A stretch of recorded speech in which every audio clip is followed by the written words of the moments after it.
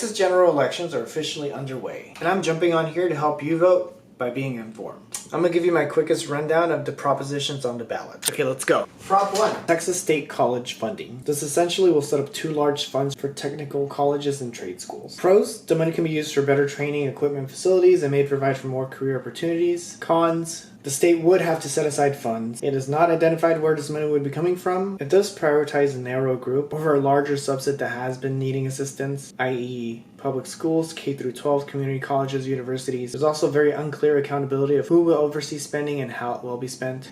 So you might vote yes if you want to increase funding for trade schools. Vote no if you feel it prioritizes a narrow group. The money could be better used serving public schools, community colleges, or you feel like the money might be used in the wrong areas.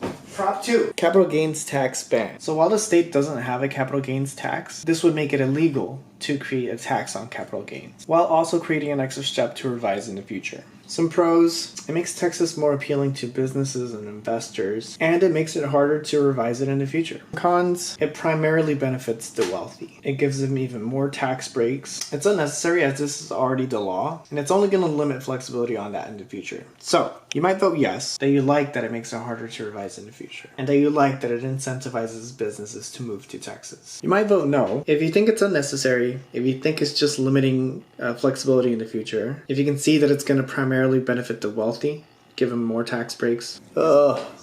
Prop 3, bail reform. Alright, listen to this one. This is going to make it so Texas courts must deny bail to people accused of certain serious felonies. They will be kept in jail before trial if the judge decides that they are too dangerous. So some pros, it would keep serious offenders off the streets. It would make it more clear-cut for officers and judges in certain cases so they can make it a lot faster. Some cons, it primarily impacts the poor, people of color, and the innocent the most. It presumes guilt based only on accusation, not conviction, and could punish someone before they are even allowed to trial. This could easily lead to abuse, and could easily also be applied inconsistently based on judges and jurisdiction. It also does contribute to overcrowding these facilities. And harsher punishment doesn't necessarily mean fair justice. You might vote yes if you like the idea of keeping serious offenders off the streets before trial, and that it makes the law a bit more clear on specific cases. You might vote no because it removes the ability of innocent people to fair access to bail. It disproportionately targets the poor, people of color, and the innocent the most. They will be affected the most. There is a very high risk for abuse, as well as overcrowding prisons even more. Prop 4, water infrastructure funding. This will set aside Texas sales tax for a Texas water fund. Think fixing old pipes,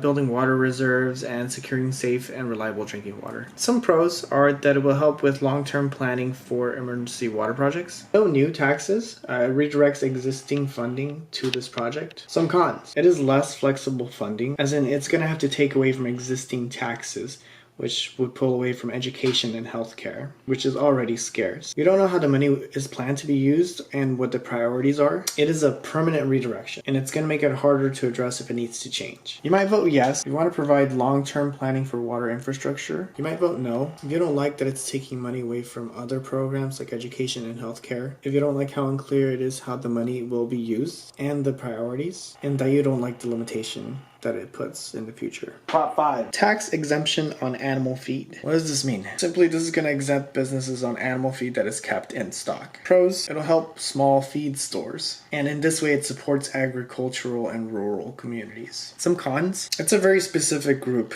It's a narrow group.